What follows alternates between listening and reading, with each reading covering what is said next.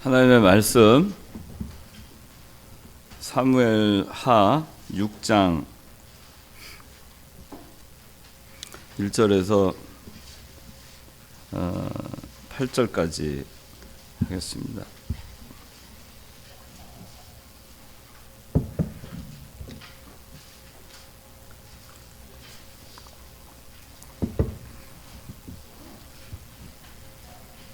사무엘하 6장 1절에서 8절.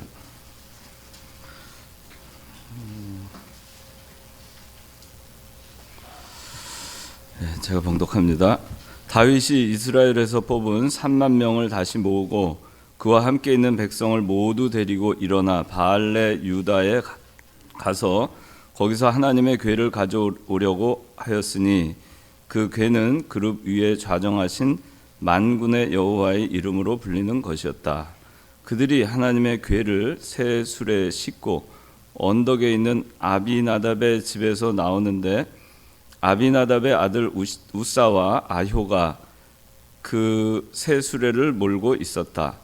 그들이 언덕에 있는 아비나답의 집에서 하나님의 궤를 싣고 나올 때 아효는 그 궤 앞에서 걸어가고 다윗과 이스라엘 온 집이 잣나무로 만든 여러 가지 악기와 수금과 비파와 작은 북과 양금과 제금을 가지고 여호와 앞에서 춤추고 있었다.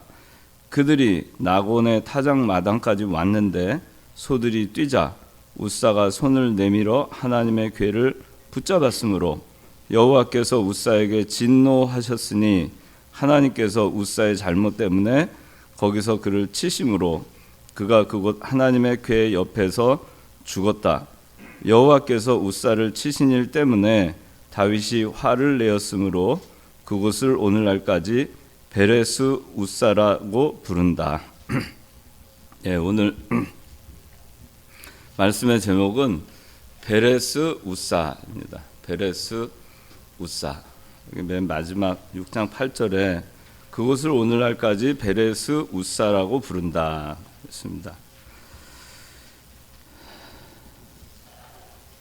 이 사무엘하 6장으로부터 한 100여 년 전으로 거슬러 올라가면 사무엘 상이 나옵니다. 그 사무엘 상 초기에 보면 엘리라고 하는, 여러분들 성경을 보시면은 사사기, 룻기, 그 다음에 사무엘 상, 사무엘 하 이렇게 나오잖아요. 그 사사 시대에 이어서 바로 사무엘 상, 사무엘 하 시대가 이어지는 겁니다. 그래서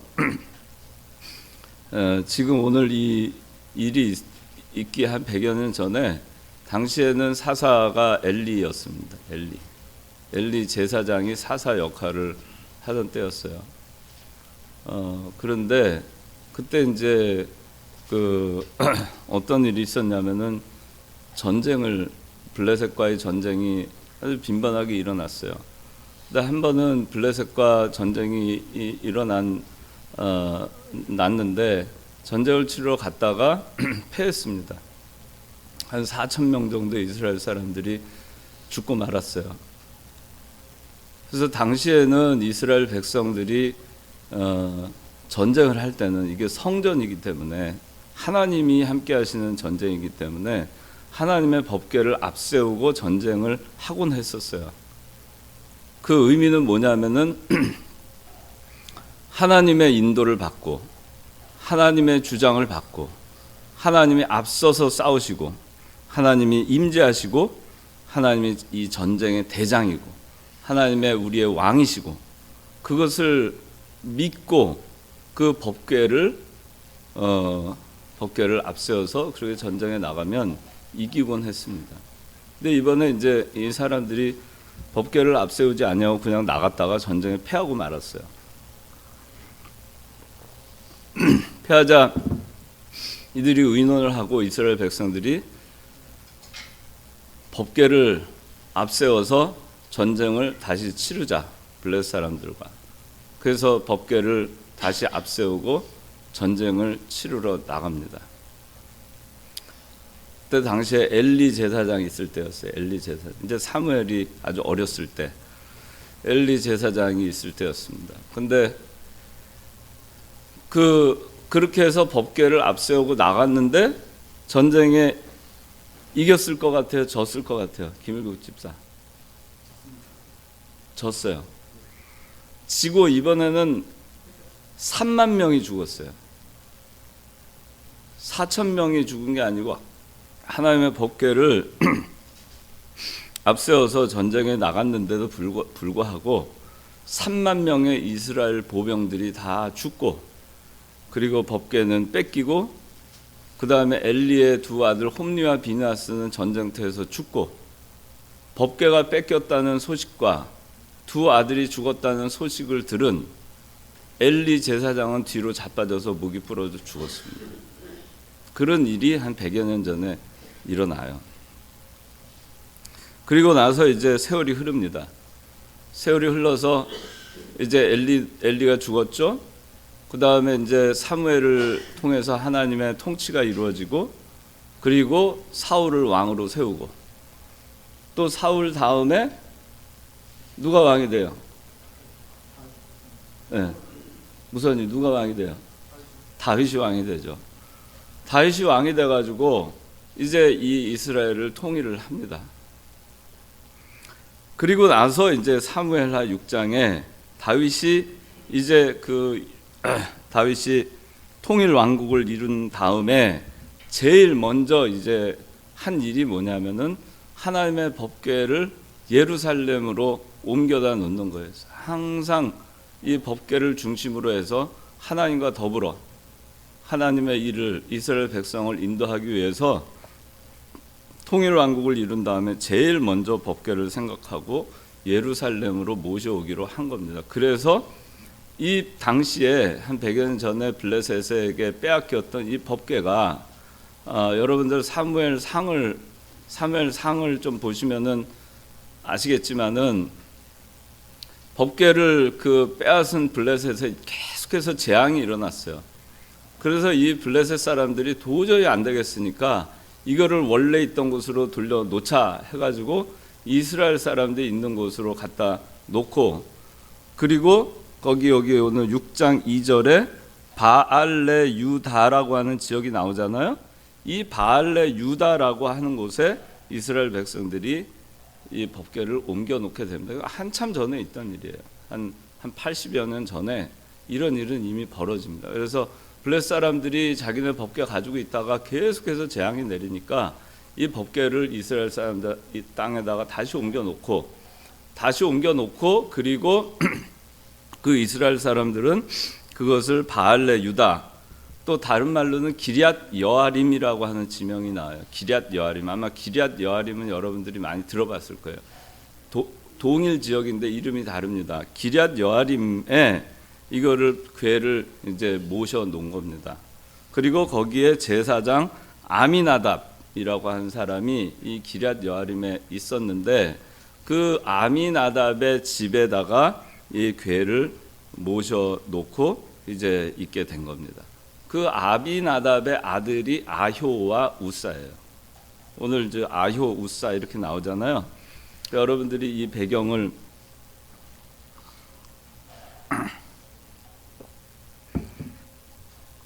이런 배경을 이해를 하고 이거를 보시면 좋을 것 같아요.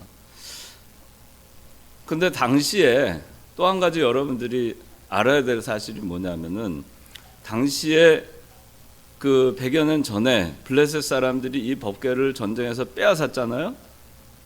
빼앗은 다음에 하도 재앙이 일어나니까 이 법궤를 다시 이스라엘 지경으로 돌려보낼 때 어떻게 했느냐 하면은, 암소 2마리를 잡아다가 그 송아지들, 젖도 떼지 않은 그 송아지들이 있는 그 암소들을 데려다가 송아지들을 어미소와 떼어놓는 거예요. 자식 송아지들을 떼어놓고, 그리고 가둬놓고, 그리고 어미 소 2마리로 하여금 수레에 멍에를 매서 이 법궤를 이스라엘 지경으로 보내게 합니다.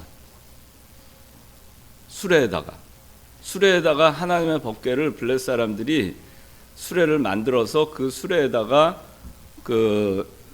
법궤를 얹어 놓고, 그리고 암소 2마리를 그걸 멍에를 매서 수레를 끌고 가게 합니다.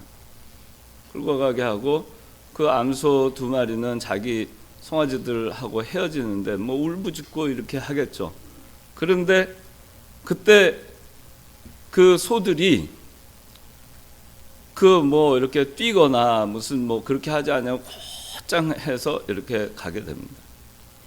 안전하게 이 법궤를 이스라엘 지역으로 가게 되고, 거기서 이 소들은 하나님께 제물로 이 소들은 제물로 바쳐져요. 그런 일이 있어요. 그러니까 이 블레셋 사람들은 하나님의 법궤를 그런 식으로 해서 이스라엘 지역으로 보낸 사실이 있습니다. 이걸 여러분들이 기억을 하고 계셔야 돼요. 근데 이거는 하나님의 방법은 아니에요. 블레셋 사람의 방법이에요. 블레셋 사람은 하나님의 말씀을 몰라요. 하나님의 율례를 몰라요. 어떻게 법궤를 운반해야 되는지에 대해서 규정을 몰라요. 성경을 모르는 사람들입니다. 그렇기 때문에 그들은 그들의 방법대로 법궤를 운반했어요. 그리고 이제 세월이 지난 겁니다. 다윗은 통일 왕국을 이루었고, 이제 그 기럇 여아림에 가 있는 이 아비나답이 보관하고 있는, 아비나답의 집에 있는 법궤를 이제 예루살렘으로 모셔오려고 하는 것입니다. 이 아비나답은 예루살렘에서 서쪽으로 한 6km 떨어져 있는 집에 살고 있는 그 제사장이었어요. 이 기럇 여아림이라고 하는 곳 자체가 그 정도 떨어져 있는 곳입니다. 그런데 자, 이제 그래서 어떻게 했냐면 다윗이 이 법궤를 다시 예루살렘으로 가져오기 위해서 16km 지경에 있는 거기 기럇 여아림으로 군사 3만 명을 보냅니다. 어마어마하죠. 군사 3만 명을 보내고, 거기 바알레 유다라고 하는 거기에 가서 하나님의 궤를 가져오려고 하였다 그랬습니다. 그런데 3절 읽어주세요. 그들이 하나님의 궤를 새 수레에 싣고 언덕에 있는 아비나답의 집에서 나오는데 아비나답의 아들 우사와 아효가 그 새 수레를 몰고 있었다. 예. 자, 궤를 이제 어떻게 옮겼어요? 일전에 블레셋 사람들이 이스라엘 지경으로 하나님의 법궤를 옮기던 그 방식 그대로 했어요. 다시 하나님의 궤를 새 수레에 싣고, 그 수레를 새 거를 만들었습니다. 새 수레에 싣고 언덕에 있는 아비나답의 집에서 이제 가지고 나오는 겁니다. 그런데 아비나답의 아들 우사와 아효가 그 새 수레를 몰고 있어요. 우사는 뒤에서, 아효는 앞에서.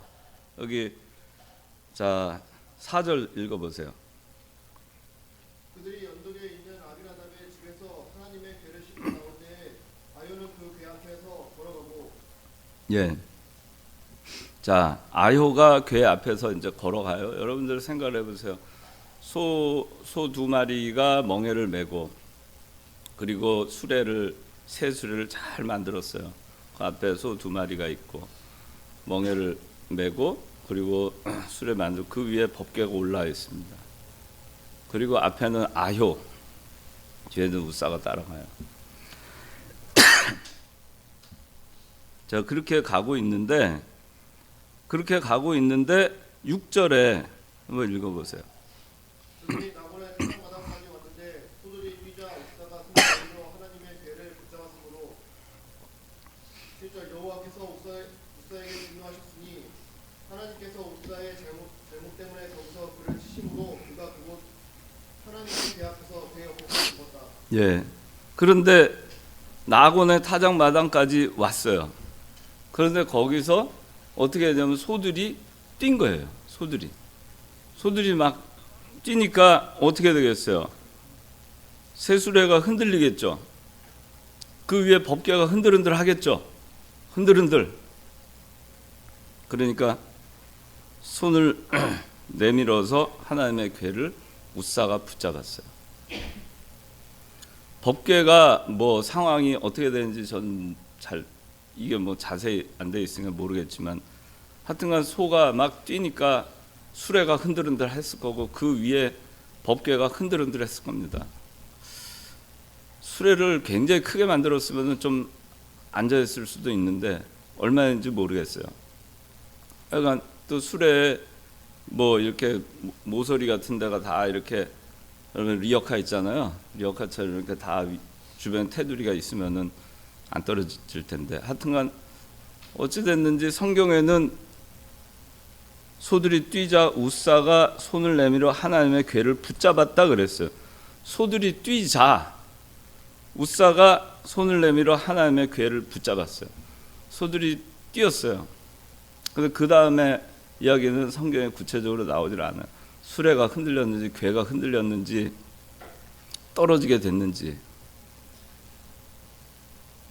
그런데 어쨌든 손을 내밀어서 궤를 붙잡았어요. 그런데 하나님이 우리가 생각할 때는 막 흔들리니까 아니면 흔들리면 떨어질 수도 있으니까 궤를 붙잡을 수 있잖아요. 그게 우리 생각이잖아요. 그런데 하나님이 진노했어요. 그래서 쳤고 웃사는 궤 옆에 쓰러져 죽었습니다. 근데 참 왜 그랬을까?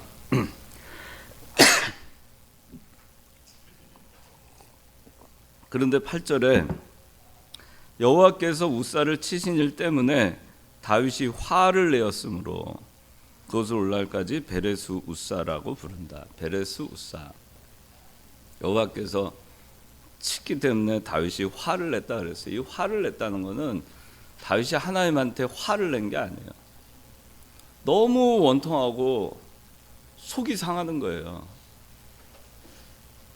원통한 거를 표현하는 겁니다. 다윗이 어째서 이런 일이 생겼는가?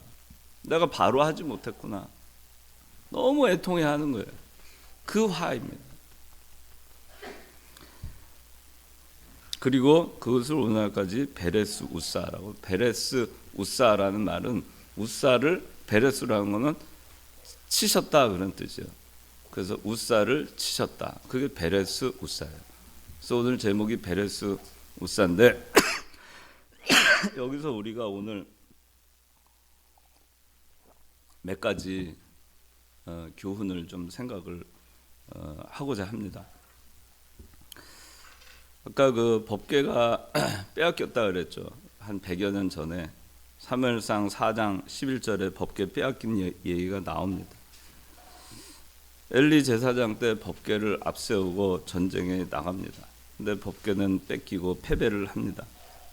당시 법궤는 아까 얘기했지만 하나님의 임재, 하나님을 상징하고 하나님이 이 전쟁의 대장이 되심을 말하는 겁니다. 그런데 전쟁은 패했어요. 이전에 법궤를 앞세워 나갔을 때는 전쟁이 이겼습니다. 전쟁이 이번엔 패했어요. 왜일까? 이유는 간단해요. 법궤는 거기에 있었어요, 그대로. 그런데 하나님이 계시지 않았어요. 법궤는 있었지만 하나님은 없었어요. 하나님을 앞세워야 되는데 이 이스라엘 백성들은 매너리즘에 빠져가지고 법궤만 앞세운 겁니다. 처음에는 진정으로 하나님을 의지하고 법궤를 앞세우고 전쟁을 할 때마다 그렇게 했겠지만 이제는 법궤와 함께 하시는 우리의 대장 되시는 하나님은 생각하지 아니하고 법궤만 있으면 전쟁에 이기는 걸로 생각을 한 겁니다. 오늘 이거 어떤 걸 얘기하냐면은 하나님의 일을 처음에 우리가 할 때는 처음 사랑을 가지고 열심히 합니다. 뭐 이것도 해보자 저것도 해보자 이것도 만들고 저것도 만들고 시작합니다. 처음에는 진심으로 합니다. 시간이 지나면 하나님은 거기에 있지 않고 일만 남아요. 일만 하고 있어요. 봉사만 하고 있어요. 교회 생활만 하고 있어요. 여러분들이 교회 땅을 밟지만 그 중심에 하나님은 살아계시지 않고 예배당만 밟고 있어요. 이 청년부만 나오고 있어요. 여러분들이 많은 수고와 봉사를 해요. 그 마음에 정말 이를 통해서 하나님이 영광 받으시고 이를 통해서 하나님이 기뻐 받으시고 이것을 통해서 하나님의 나라가 이루어지고 내가 미력하나마 구원운동에 도움이 되는구나. 단마음과 기쁜 마음으로 자원하는 마음으로 그렇게 일을 하는 것이 아니고 이제는 형식만 남는 거예요. 왜 그 일이 시작됐는지 모릅니다. 이제 해야 되니까 하는 거예요. 우리 이 청년부에 오늘 임원 선거 하잖아요. 여러 그 부서 활동 하잖아요. 무슨 소모임들도 있잖아요. 처음에 아마 그 모임들을 시작하고 이 청년부를 처음에 시작하고 부서를 만들고 그 일을 시작한 사람들은 아마 순수함으로 진실함으로 그 본질을 잊지 아니하고 그래 시작을 했을 거예요. 세월이 흐릅니다. 또 인수인계를 합니다. 그리고는 해야 되는 일만 남아요. 그것이 법계는 있는데 거기에 하나님이 계시지 않는 것과 똑같아요. 그렇게 하면 우리가 전쟁에 집니다. 마귀와의 전쟁에 져요. 이 청년부가 하나님의 일을 할 때 거기에 법계는 있지만 거기에 하나님이 계시지 않은 어떤 일을 하더라도 거기에 의식만 있다면 그 일은 하나님이 함께하는 일도 아니고 그 일이 잘 될 리가 만무하고 결국에 영적 전쟁에서 우리가 이길 수가 없어요. 그렇기 때문에 여러분들이 항상 내가 본질에 충실한가, 내가 처음 사랑을 내가 잊지 않고 있는가, 내가 법궤를 모시고 있을 때 그 법궤의 중심에 계시는 하나님을 늘 마음의 중심에 두고 있는가, 그게 중요한 거예요. 여러분들이 신앙생활 할 때 교회를 나오고 열심을 내서 봉사하고 수고하는 거 중요하지만 왜 내가 이 일을 하는가, 왜 내가 교회에 나오는가, 왜 내가 예배를 드리는가, 그건 어느 누구 때문도 아니에요. 그 중심에는 하나님이 있어야 돼요. 하나님이 계시지 않으면 모든 우리의 그 믿음의 행위는 사실은 하나님과 관계없는 그런 행위가 되고 마는 것입니다. 거기는 하나님도 없고 하나님이 도와주지 않기 때문에 그 일을 열심히 수고하고 봉사하고 그 일을 한다 하더라도 그 일은 어떻게 될까요? 실패하게 돼 있어요. 그렇게 해서 하는 하나님의 일이, 교회 일이 잘 될 리가 만무합니다. 잘 돼도 이상한 거예요. 그렇잖아요? 하나님이 함께하지도 않는데 그 일이 잘 되는 것도 이상하잖아요. 그렇게 될 수가 없는 것입니다. 이스라엘 백성들이 전쟁에 패하고 법궤마저 빼앗기는 것 같은 그런 상황이 되는 것입니다.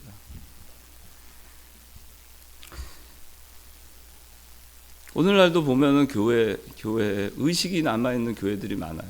우리는 혹시 그러지 않은가? 남을 비판하기 전에 우리는 의식과 형식이 남아있는 것은 없는가?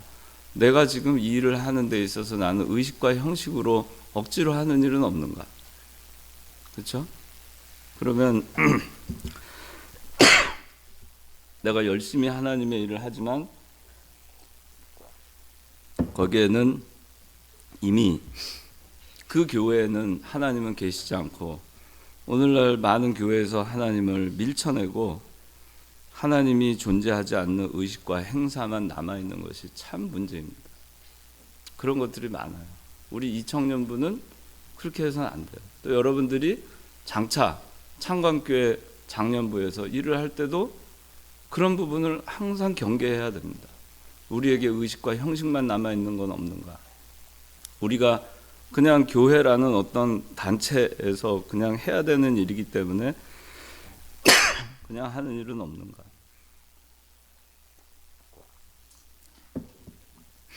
하나님의 일을 한다고 하면서도 하나님을 무시하고 하나님의 말씀은 묵살되고 또 세속적이고 인본적인 방법으로 그렇게 해서 아무리 우리가 전쟁을 해도 전쟁에 나가서 이길 수가 없습니다.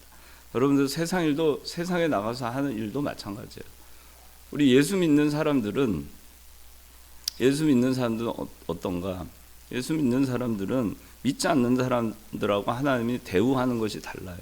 예수 믿는 사람들은 하나님의 일을 할 때 하나님을 무시하고 하나님이 원하는 방법대로 하지 않으면 안 되게 돼 있어요. 오늘 여러분들 보세요. 사무엘상 6장에 보면은 블레셋 사람들이 아까 얘기한 대로 소의 멍에를 지어가지고 수레에다가 실어서 법궤를 해서 옮깁니다. 아무 일 안 일어납니다. 사람 아무도 안 죽었어요. 안전하게 법궤는 이송이 됐고 했습니다. 그런데 왜 이스라엘 사람들이 똑같이 했는데 왜 똑같이가 아니죠. 오히려 새 수레를 만들었어요. 새로 만들었어요. 제작을 잘 만들었어요. 그런데 왜 징계를 받았을까? 왜 안 됐을까? 그게 차이가 있어요. 믿는 사람과 믿지 않는 사람과 차이가 있는 거예요. 믿지 않는 사람은 아무 상관없어요. 그 사람들 무슨 상관 있겠어요. 그런데 하나님을 믿는 백성은 그렇게 하면 안 되기 때문에 믿는 백성은 징계를 받는 겁니다. 그래서 우리가 세상에 나가서 하나님의 사람으로 세상에 나가서 살 때에도 진실하게 살아야 돼요. 믿는 사람으로 빛으로 소금으로 그렇게 살아야 돼요. 정말 그렇게 살면 하나님의 능력이 함께 하세요. 거기는 결코 패배가 없습니다. 반드시 이기게 돼 있어요. 그런데 그렇게 하지 아니하고 세상에 나가서 살 때는 교회 밖을 딱 떠나서 세상에 나가서 살 때는 중심에 법궤도 없고 하나님도 없어요.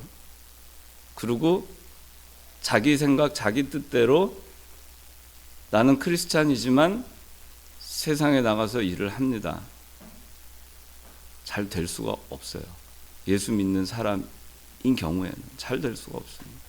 예수 믿지 않는 사람은 그래도 잘 돼요.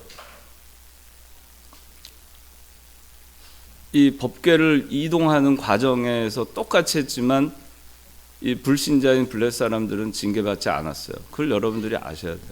그래서 우리가 예수 믿는 사람들이 중심에 우리가 하나님을 모시고 형식과 의식의 껍데기만 있는 그리스도인이 돼서 안 된다.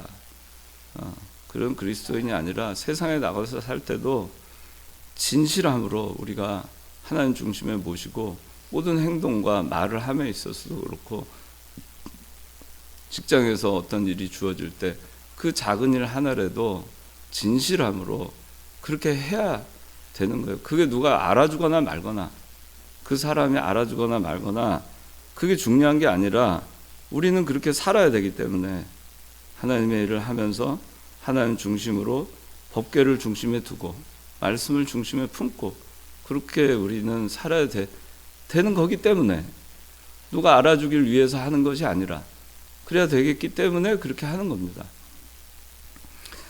자, 그런데 이제 법궤를 옮기는 데 있어서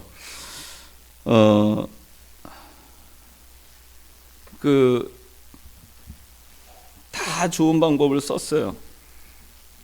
군사를 동원하고 사람 뽑고 열심을 다했습니다. 새로운 그 수레도 만들었어요.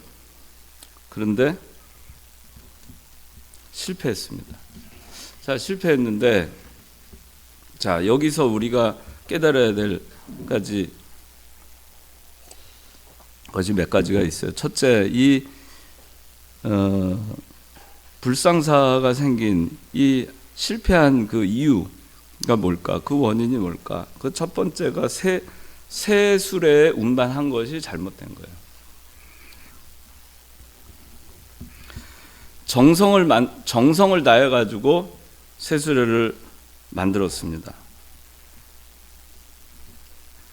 그렇지만 성경은 어긴 거예요.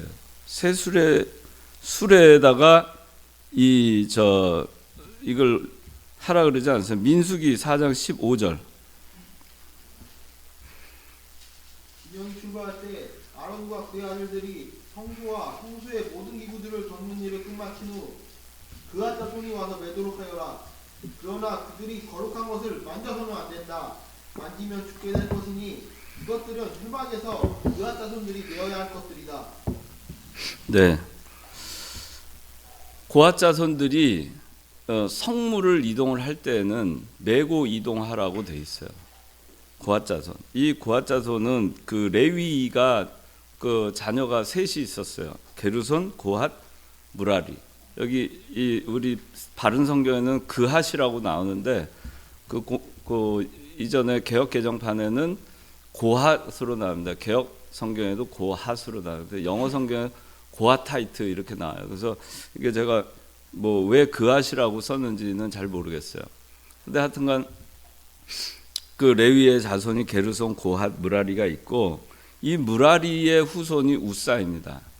근데 이 우사가 그 해야 되는 일은 장막 관리를 맡겼어요. 이 그 무라리 지파 그러니까 레위의 자손 중에 무라리 쪽 자녀들 후손들에게는 그 증거막이나 장막 관리, 봉사 이런 거를 맡겼어요. 근데 성물을 갖다가 이동하고 하는 거는 레위 자녀 셋 중에 고핫이라고 있었고 고핫 자손들이 이 일을 맡게 했습니다. 그런데 지금 우사는 고핫 자손이 아니에요. 그 우사와 아효에게 이거를 맡긴 거예요. 일단 운반을 맡겼어요. 그 다음에 새 수레를 했지만은 성경에는 분명히 고핫 자손이 메고 이동하게 돼 있어요. 그래서 맬 수 있도록 출애굽기 그 25장 14절에는 이 법궤 양쪽에 그 채를 그 꿰 수 있는 그 링이 있어요. 그 거기에 꿰서 그렇게 해서 들고 가게 돼 있어요. 이걸 손으로 타치하지 못하게 돼 있었어요. 그런데 자 그렇게 타치하지 못하게 돼 있었던 거예요. 손으로 만지지 못하게 돼 있었어요. 그리고 메고 이동하게 돼 있었어요. 그런데 이거를 새카맣게 잊어버린 거죠. 잊어버리고 이전에 이거 어떻게 해왔어? 수레에 소들이 끌고 왔어. 우리도 기왕에 그러면 수레 좀 더 좋은 수레로 만들어가지고 소들한테 끌고 가게 하자. 그렇게 한 겁니다. 정성은 다했지만 성경을 어긴 거예요. 그래서 우리가 하나님의 일을 할 때 말이에요. 여기서 생각해야 될 게 하나님의 일을 할 때 열심만 있다고 해서 되는 게 아니에요. 내가 충성 봉사한다. 충성해서 하나님의 일을 한다. 그렇게 해서 다 되는 게 아니에요. 지식이 있어야 돼요. 말씀에 대한 지식이 있어야 돼요. 말씀을 모르고 열심히만 하면은 그런 사람들이 어떻게든 신비주의자 같이 되고 아주 열심히는 하는데 삐뚤어 나가는 거예요. 그래서 제가 우리 그 교단에 어느 목사님 한 분이 계신데 그분이 저기 그 중국 선교를 하시고 싶어해요. 중국 선교를 하시고 싶어 하는데 굉장히 열심히 있습니다. 그래서 선교를 하시고 싶어 가지고 정말 그분이 희생적으로 열심히 하세요. 열심히 하시는데 뭐냐면은 성경을 잘 몰라요. 우리 그 여러분들 중생론 다 배웠죠? 중생론 배웠고 그 중생의 결과 세 가지 다 알죠? 그죠? 중생의 결과. 무선이 결과 세 가지 얘기해봐. 중생의 결과. 중생한 영은 또 그렇지. 우리 교단 목사님이에요. 10년 이상 됐어요. 그거 몰라요. 그런데 성경학교를 하고 신학생들을 가르칩니다. 교장이에요. 거기 그 교수진들을 막 해가지고 하는데 뭐 우리 교단 아닌 사람도 막 데려다가 강의를 해요. 그러면 그 배운 사람들이 뭘 배울까? 정말 열심은 있죠. 근데 그렇게 하면 안 되는 거예요. 말씀을 바로 가르쳐야 돼요. 그래서 제가 얘기를 드렸어요. 그렇게 하시면 안 된다. 제대로 그 목사님 강의하시면 안 된다. 뭘 가르치시겠느냐? 가르치시면 안 된다. 또 제대로 교육을 받은 목사님들에 의해서 검증된 목사님들이 가르치게 해야 된다. 그렇게 얘기를 하고 있어요. 열심은 있어요. 열심히 있다 보니까 뭐가 잘못된지 나는 복음을 위해서 한다는데 왜 문제냐 그렇게 얘기를 또 생각도 해요. 어떤 분은 말하자면 여러분들 저기 아주 그 행동은 세상 사람들보다도 훨씬 못해요. 엉망으로 살아요. 근데 그 사람이 복음을 전도하면은 될까? 그 씨앗이 떨어질까? 자기는 엉망진창으로 살고 주변 사람들의 온갖 손가락질을 받으면서 나는 그래도 복음은 전해야 되겠다 하고 하면 될까? 그렇게 생각하는 사람들이 많이 있어요. 그게 열심이라고 생각해요. 정성이라고. 복음 전하는 거 정성, 열심을 다해서 해요. 뭘 제대로 행동하고 제대로 말하고 제대로 알고 그렇게 해서 해야 되는데 모르고 하는 겁니다. 잘 모르면서 성경을 모르면서 열심을 내가지고 하다가 뭐가 되는지 아세요? 그 사람들이 사이비 교주가 되는 거예요. 잘 모르는데 그저 열심히 하는 사람 따라가다가 어떻게 되는지 아세요? 그 이단에 빠지는 거예요. 그래서 성경을 제대로 아는 것이 중요해요. 이 우사가 사람이 볼 때는 뭐가 잘못됐겠어요? 법궤가 흔들흔들 하니까 떨어질까 불안해가지고 잡았는데 하나님은 진노하셨어요. 그런 거예요. 그걸 우리가 알아야 돼요. 하나님이 야속하시게 그래도 우사의 마음을 좀 헤아리 주셔야지 어떻게 그걸 진노해서 치실 수 있을까? 그건 우리 생각이에요. 하나님의 일은 그렇게 해서 공의와 바른 것이 제대로 세워져 나갈 수 없기 때문에 하나님께서 그렇게 하시는 거예요. 다 오구잡탕 그냥 다 이 사정 저 사정 다 봐주면서 그냥 그래 넌 너대로 이렇게 하면은 교회가 바로 될 수가 없어요. 그래서 정성을 다했지만 성경을 몰랐습니다. 성경을 어긴 겁니다. 이거는 세술에 싣고 간 건. 그러니까 그래서 여러분들한테 제가 성경 읽으라고 하고 웨스트민스터 그 교리 공부할 때 공부 열심히 하라는 얘기예요. 지금 나이가 지금 청년부 평균 30세 모태신앙도 여기 많고 교회 다닌 지 꽤 오래되고 했는데 교리 제대로 몰라가지고 누가 물어보면 눈만 꽁꽁 그러고 있으면은 안 되는 거예요. 그러고 이제 열심은 있는 거예요. 그나마 다행이죠. 근데 열심도 없으면 참 그거는 배우지도 않고 열심도 없어요. 그러면 참 그건 더 문제인데 하여간 그리고 열심히 해요. 제가 여러분들 봉사 열심히 하잖아요. 그거 참 보기 좋아요. 근데 제가 얘기하잖아요. 배워라. 교리 공부해라. 나중에 여러분들이 장년부가 돼서 그때 부끄러움 당하지 않으려면 교리 공부를 지금 해놔라. 누가 물어볼 때 가르쳐 줄 수 있는 사람 되라. 그리고 자기 또한 흔들리지 않으려면 이런 실수, 이런 세술에 성경 하나 제대로 보고 했으면은 그렇지 고아자손 다윗도 이거 잘못한 거예요. 메고 가야 되는데 그러면 이런 일이 없었겠죠. 그러니까 얼마나 그 방심부주의하고 그냥 그저 하나님 앞에 잘하면 열심을 내서 우리가 하면 하나님이 기뻐하시겠지? 그건 그렇지 않아요. 하나님이 기뻐하시는 거는 하나님이 기뻐하시는 방법대로 해야 하나님이 기뻐하시는 거예요.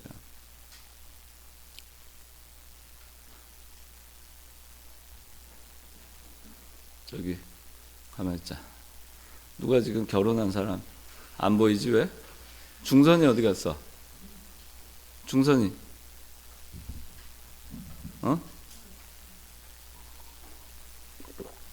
결혼한 사람 한번 손들어. 왜 안 보이지 오늘따라? 인철이 요셉이 어디 갔어? 요셉이 인철이가 스토커처럼 말이야. 싫어하는 것만 골라가지고 하면서 나는 너 좋아서 이렇게 한다. 그러면 요셉이 좋겠어? 그래도 좋아? 하나님이 기뻐하시는 방법대로 우리가 해야 되는 거예요. 내가 좋다고 해서 그냥 하나님 내가 열심히 했으니까 하나님 좋죠? 좋아하셔야 돼요? 안 좋아하시면 하나님이 이상한 거예요? 그렇게 하면 안 돼요. 그러니까 정성을 우리가 다 하지만 성경을 알아야 된다. 성경에 대한 지식이 있어야 된다. 공부를 해야 된다. 그런 얘기예요. 그래서 여기 오늘 우리 청년들 그렇고 임원들 있잖아요. 특히 임원 되는 사람들이 이끌어가야 되잖아요. 부서도 이끌어야 되고 해야 되는데 임원이 되는 사람은 성경 공부 열심히 하셔야 돼요. 앞으로 교리 공부 열심히 해야 되고. 내가 그래서 회장들한테 자꾸 물어보는 이유가 그거예요. 열심히 하라고. 알아야 되기 때문에. 무선이한테 자꾸 물어보는 게 그래서 그래요. 일국이 한 3년 그렇게 물어본 것 같아요. 요새는 대답 잘하잖아요. 또 중선이 보면은 옛날에는 대답 정말 못했는데 요새는 대답 잘해요. 어디 갔지 중선이? 일이 있어서? 그래서 알아야 된다. 이러면. 그래야지 바로 인도할 수 있어요. 모르면 그저 좋은 게 좋은 거지. 또 저 사람이 이렇게 얘기하면 귀가 얇아가지고 그래 그렇게 해보자. 또 저 사람이 그래 그게 맞는 것 같아. 인도자가 그렇게 해가지고 어떻게 되겠어요? 하나님의 일이. 그래서 인도자는 정확하게 알고 틀린 얘기를 하면은 옳다 아니다 그 자리에서 얘기를 해줘야 돼요. 그거를 또 뭐 한번 민의를 파악해보자, 의견을 들어보자, 여러 사람한테 물어보자, 카톡 단체방에다가 올려가지고선 며칠 동안 한 다음에 의견 수렴해. 그렇게 해야 될 것과 그렇게 하지 말고 성경에 있으면 성경대로 해야 될 것과 구분을 해야 돼요. 성경에 있는데 그걸 뭘 의견을 물어봐요. 성경에 있는 대로 하면 되지. 이렇게 합시다. 그렇게 하면 되는 거예요. 그러니까 임원들이 그렇게 해야 돼요. 그렇게 해야 하나님의 교회가 바로 서는 거예요. 제가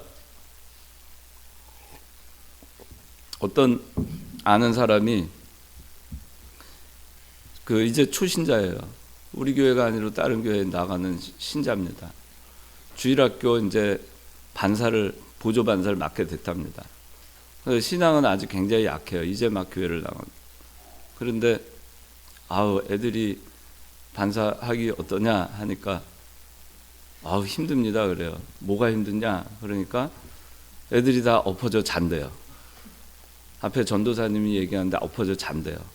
그 다음에 또 떠든대요. 또 스마트폰 보고 자기네끼리 속닥속닥 한대요. 그런데 아무도 통제를 안 한대요.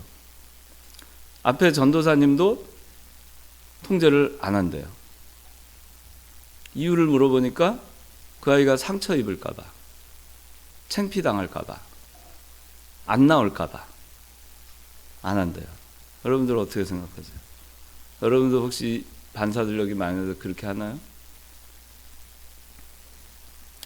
그거는 잘못된 거예요. 교회가 이게 지금 정성을 열심을 다한다고 되는 게 아니에요. 교회는 성경을 가르쳐 주는 곳이에요. 하나님이 기뻐하시는 것이 무엇인가를 가르쳐 줘서 하나님 기뻐하는 사람 만드는 곳이 교회예요. 성경을 어기고 나가고 예배를 무질서하게 하고 나가는데 그냥 눈치 보고 그에 상처받을까 봐 그냥 말 안 하고 그냥 넘어가요? 그러면 어떻게 되겠어요?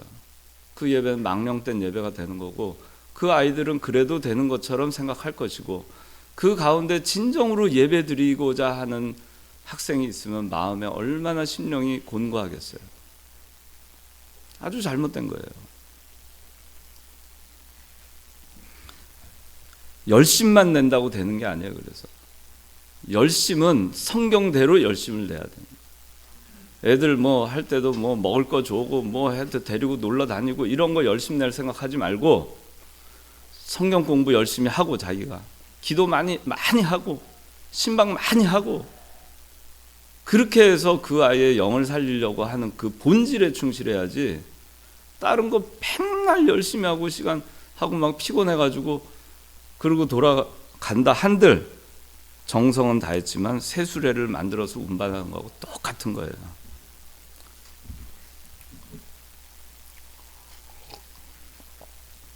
또 이 세수레를 운반한 것도 하나 더 우리 생각할 거는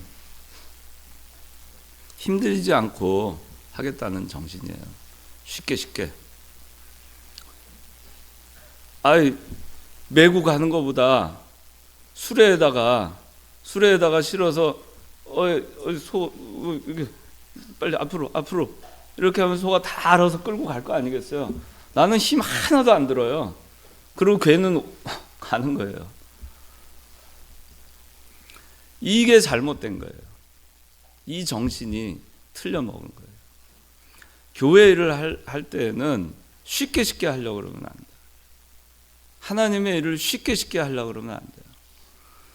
집을 짓는데 콘크리트 제가 하는 회사에서 그 한 10억 정도 되는 구조물이 붕괴가 됐어요. 한 3년 전에.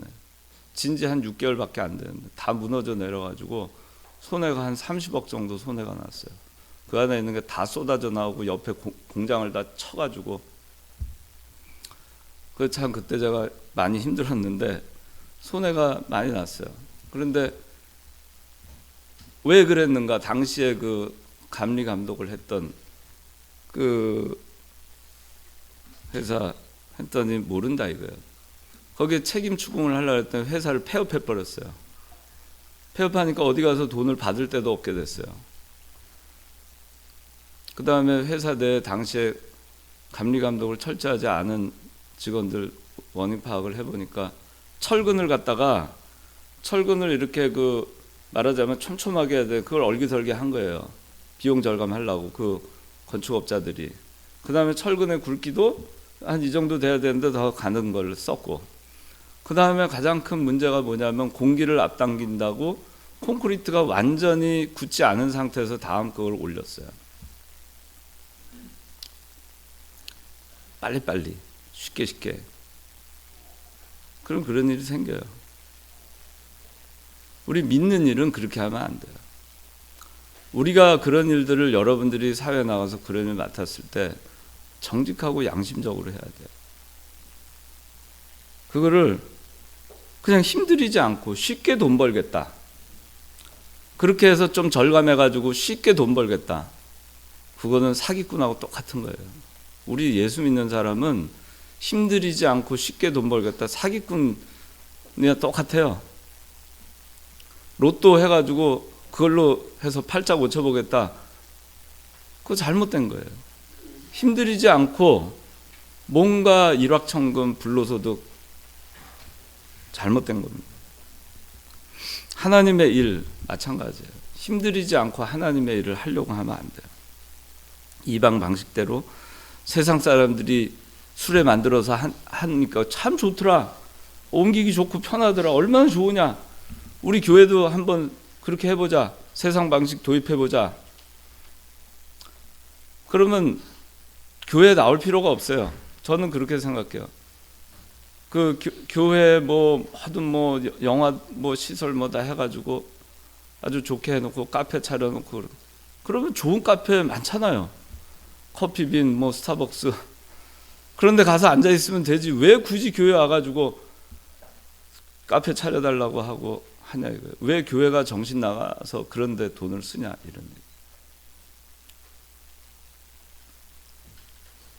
편하게 예배드리자. 이전에 김찬 목사님도 얘기했지만 앞에 스크린 쫙 해놓고 성경책 찬송가 가져오지 않아도 좋다. 그냥 그거 다 보고 예배를 드리는 게 아니라 예배 보고 가는 거죠. 그냥. 그죠? 우리가 편해질수록 어떻게 되는지 아세요? 오늘날 기독교의 예수 믿는 사람들이 타락하게 되는 이유가 옛날처럼 고난이 많아서 아니에요. 너무 살기가 편해졌어요. 너무 편하게 예수 믿을 수가 있어요. 너무 편하게. 그게 우리한테 큰 도전이에요. 그러니까 마귀가 어떻게 하는지 아세요? 교회도 좀 편하게 하면 되잖아. 스마트폰인데 그걸로 좀 하고 띄우고 좀 편하게 하면 되잖아. 속삭입니다. 근데 예수 믿는 일을 그렇게 편하게 하려고 그러면 안 돼요. 또 여러분들 아마 이전에 언제 갔지? 세브란스. 지난주에 갔나? 지난주 갔는데 거기에 보면 이병기 목사님 말씀에 의하면 잠자리 날개 입고 나와서 한 거 있었다면서요? 있었어요? 좀 그런 게 있었나 봐요. 다른 팀에서. 저는 그렇게 생각해요. 발레는 발레 공연장 가서 보면 된다. 굳이 교회에서 발레를 볼 필요가 없다. 오케스트라? 세종문화회 가서 보면 돼요. 더 잘하는 데 많아요. 왜 굳이 교회에서 제대로 하지도 못하는 오케스트라들을 껴껴 맞춰가지고 하면서 하려고 하느냐. 그거를 사람들은 어떻게 포장하는지 아세요? 이것이 세술에 운반하는 것이다. 이것이 하나님 기뻐하는 거다. 이것이 내 달란트를 쓰는 거다. 진짜 그럴까? 그렇지 않아요. 법계는 있지만 자기가 있는 거예요. 그 자리에. 그런 거가 많아요. 그런 일이 생겨요. 그래서 우리가 우리 교회가 어떻게 돼야 될까? 저는 여러분들 이 청년부 굉장히 중요하게 생각합니다. 지금 시간이 너무 많이 갔는데 여러분들이 장차 할 거기 때문에 저도 지금 53이에요. 이제 17년 더 하면 저도 은퇴합니다. 교회에서도. 그죠? 여러분들 17년 후에 여러분들 나이 몇 살 돼 있을 거예요? 40대 중반 돼 있겠죠. 여러분들이 하겠죠. 여러분들이 굉장히 중요해요. 저는 우리 교회가 순수하게 정말 세상 방식 취하지 않고 세술에 이런 거 끌지 않고 힘들고 어려워도 성경에 있는 대로 하는 교회이기를 원해요. 여러분들이 그렇게 해줬으면 좋겠어요.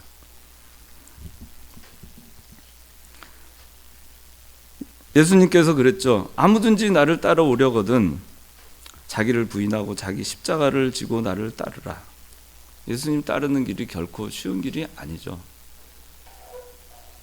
주일날 성경책 제가 어떤 사람 얘기 들어보니까 이건 여러분 청년들 얘기가 어느 장년부에서 이 앞에 스크린 해달라고 하면서 어떤 장년이 했다는 얘기를 들었어요.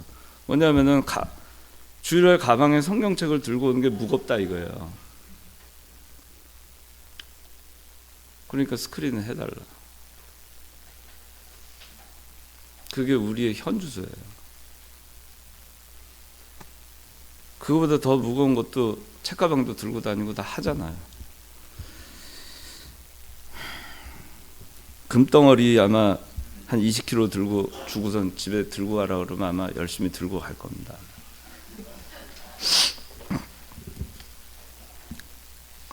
여러분들이 그래서 하나님의 일을 할 때 오늘 임원 선거 하는데 하나님의 일을 할 때 열심 내는 거 좋습니다. 그러나 성경대로 열심을 내는 우리 청년부가 돼야 돼요. 세상을 살아갈 때도 성경대로 열심히 사는 그런 성도들이 돼야 됩니다. 성경을 열심히 봐야 됩니다. 그리고 우리가 배운 것이 무엇인가를 알려고 힘을 써야 돼요. 누가 저절로 일일이 가르쳐 주지 않아요. 알려고 힘써야 돼요. 어떻게 알까? 이병기 목사님 강에서 있잖아요. 사서 보세요. 여기 있죠. 빌려다가 보세요. 다른 무슨 신앙 서적들 보기 전에 강에서부터 보세요. 설교집부터 보세요. 성경을 아는 게 정말 귀한 거예요. 그걸 알아야지 여러분들이 이 세수레를 만드는 우를 범하지 않을 수 있어요. 그 다음에 소로 운반했어요. 조금 시간이 갔는데 조금만 더 할게요. 예, 좀 할 테니까 집중해서 들어주세요. 두 번째, 소로 운반했습니다. 짐승한테는 이성이 없어요. 소가 하나님을 모르죠. 이게 법궤인지 자기가 끌고 가는 게 이게 돌인지 나무인지 그 실은 거의 중요함을 모릅니다.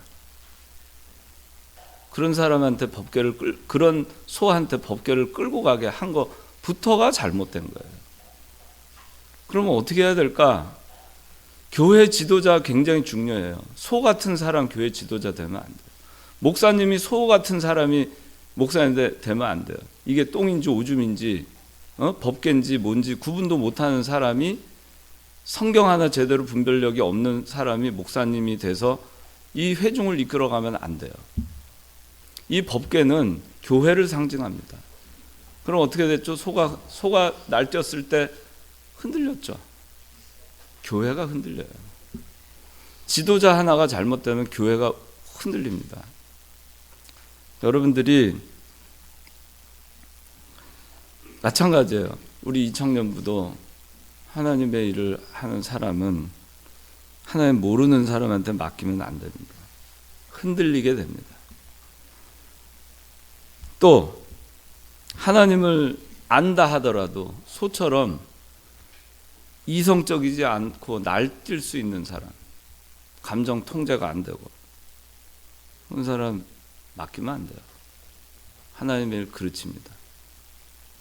그러니까 여러분들이 교회인데 교회는 세상의 재능 가지고 교회 일을 하는 게 아니에요. 세상에서 어떤 천부적인 재능을 가졌다 해도 그 사람 신앙이 없으면 그 사람 교회에서 뭘 세우면 안 됩니다. 그런데 많은 사람들이 그렇게 해요. 교회들이. 연예인들, 사람들 끌어모으려고 연예인들 세웁니다. 하나님이 기뻐하지 않아요. 소로 운반하는 거 똑같아요. 목사님이 말씀을 가르쳐야지 연예인을 미끼로 해가지고 하는 게 뭐죠 그게? 소로 운반하는 거 똑같아요. 여기 성경에 나와 있는 거예요. 그렇게 맡기면 안 됩니다. 하나님의 일을 아무한테나 맡기면 안 돼요. 그럼 교회는 반드시 잘 될 것 같은데 흔들립니다. 그래서 임원을 뽑을 때 임원이 되면 성경을 더 잘하려고 노력해야 되고, 뽑을 때도 어떻게 하면은 소 같지 않은 사람이 임원이 돼가지고 이 청년을 잘 인도할까, 그렇게 해서 뽑아야 돼요. 아셨어요? 그냥 쟤는 뭐를 잘하니까 쟤 그냥 하면은 뭐 좋겠다. 쟤는 요리를 잘하니까 저 신앙부 부장시키면은 점심 간식하는 데는 아주 제격이겠다. 그런 걸로 판단하면 안 돼요. 신앙부는 신앙 좋은 사람. 그렇게 해야 되는 거예요. 그 다음에 마지막으로 법궤를 손으로 붙들었어요. 이거 아까 다 설명했지만 인간적으로는 잘한 것 같아요. 그런데 하나님께 잘못한 겁니다. 아까 성경에 나왔지만 민수기 4장 15절에 성물은 만지지 말라 그랬어요. You will die 그랬어요. 영어 성경은 will die. 그건 뭐예요? 죽을까 하노라가 아니라 죽는다는 얘기예요. 그죠? 죽어요. 근데 만졌어요. 그러니까 말씀대로 죽었어요. 이건 뭐냐면은 하나님의 교회가 이런 소들 때문에 흔들리는 경우가 있어요. 흔들리는 경우가 있어요. 소 같은 사람들 때문에. 그럴 때 어떻게 해야 될까를 가르쳐 주는 겁니다. 어떻게 해야 될까? 교회가 흔들릴 때 내가 그 교회를 손으로 붙들을까? 그러면 어떻게 되죠? 죽어요. 안 되는 거예요. 교회가 흔들릴 때 역시 하나님의 말씀과 하나님의 뜻을 찾아서 그 뜻에 순종해서 해야 되는 거예요. 이 법궤 여기 본문에 나왔지만은 소들이 뛰자 웃사가 손을 내밀어 하나님의 궤를 붙잡았으므로 했는데 잘은 모르겠지만 소들은 뛰었고 법궤가 흔들렸을 거예요. 그러나 이 우사가 손을 내밀어 궤를 붙잡지 않았어도 궤가 떨어지지 않았었을 거예요. 하나님이 하나님의 궤를 그냥 떨어져가지고 깨져가지고 띵그러지게 그렇게 하시겠어요? 하나님의 궤예요. 하나님이 나 띵그러질 수가 없어요. 하나님이 보호해 주시는 거예요, 교회는. 그런데 내가 어떻게 해보겠다. 그것이 잘못됐다는 겁니다. 교회가 흔들릴 때, 그럴 때 어떻게 해야 되는가? 기도하고 하나님의 뜻을 찾아서 하나님이 이 교회를 반드시 지켜줄 것이라는 확신을 갖고, 그리고 하나님께서 나에게 맡겨진 그 일을 내가 해야 되는 거예요. 뭐가 잘못됐잖아요. 내가 바로 세워야겠다. 그 생각을 버려야 돼요. 내가 저 잘못된 걸 처단해야 되겠다. 그거 버려야 돼요. 하나님 그 사람을 기뻐하지 않습니다. 그러나 하나님께서 나로 하여금 어떤 일을 통해서 교회를 견고하게 지켜나가시려는 그 일에 순종함으로 쓰임받으면 되는 거예요. 근데 내가 먼저 나서가지고 뭐 이렇게 하겠다 저렇게 하겠다 이렇게 해야 된다 저렇게 해야 된다, 교회 절대 그렇게 하면 안 됩니다. 그런 사람들 많아지면은 그 사람들 때문에 교회가 또 흔들려요. 그렇게 되면 안 돼요. 여러분들이 앞으로 이청년뿐만 아니라 작년부 가서도 마찬가지예요. 그렇게 하면 안 돼요. 그리고 또 법궤를 손으로 붙들었다는 것은 뭐냐면은 또 한 가지는 이 법궤는 교회를 상징하는 건데 하나님의 사람, 하나님의 일을 하는 사람, 또 교회 이런 이들을 함부로 대하는 걸 얘기하는 거예요. 아주 우습게 대하는 거예요. 가볍게 대하는 거예요. 경외하지 않고 존경하지 아니하고. 그래서 교회에서 설령 부족한 사람이 있어도 위에서 기도해주고 그 사람은 존중을 해줘야 돼요. 함부로 대하고 무시하고 멸시하고 그렇게 해서는 안 된다. 또 교육자, 인도자, 지도자들, 또 여러분들 이청년부 할 때 임원들 있잖아요. 앞에서 수고 많이 하잖아요. 그런 사람들에 대해서 함부로 대하면 안 된다는 얘기. 함부로 대하지 마라. 하나님이 해주실 거 믿고 위에서 기도하고 도와줘라 하는 얘기입니다. 오늘 그 베레스 우사를 했습니다. 베레스 우사. 여러분들 오늘 말씀을 통해서 우리 이청년부 오늘 임원 좋은 임원들 하나님의 일꾼들 잘 되길 바라고, 또 임원이 안 되더라도 여러분들 이 오늘 말씀대로 앞으로 살아나가시기를 그랬으면 좋겠습니다. 기도하겠습니다. 하나님 아버지 감사합니다. 오늘 베레스 우사를 통해서 저희가 몇 가지 교훈을 배울 수 있게 해주심을 감사합니다. 오늘 특별히 임원을 선출하는 총회로 모이는 날입니다. 이 시간 하나님께서 함께하여 주셔서 하나님의 일꾼들이 잘 뽑힐 수 있도록 하여 주시고, 또 맡은 자에게 구할 것은 충성이라 하였사오니 어떠한 직무가 주어지든 하나님께서 나에게 주신 은혜로 여기고 그 일을 감사함으로 잘 수행할 수 있는 우리 임원들 다 될 수 있게 하여 주시고, 그동안에 수고한 우리 임원들 하나님께서 그동안 수고했던 모든 거 하나도 땅에 떨어지지 아니하고 하늘나라에 다 쌓아 주실 것을 믿고 믿음으로 저희들 마무리 잘 할 수 있도록 은혜를 베풀어 주시옵소서. 우리 청년들 세상에 나가서 살아갈 때에도 하나님의 말씀을 잘 알고 말씀대로 하나님께 열심을 내므로 하나님을 기쁘시게 하는 삶을 사는 저희들 되게 하여 주시옵소서. 예수님의 이름으로 기도드리옵나이다. 아멘.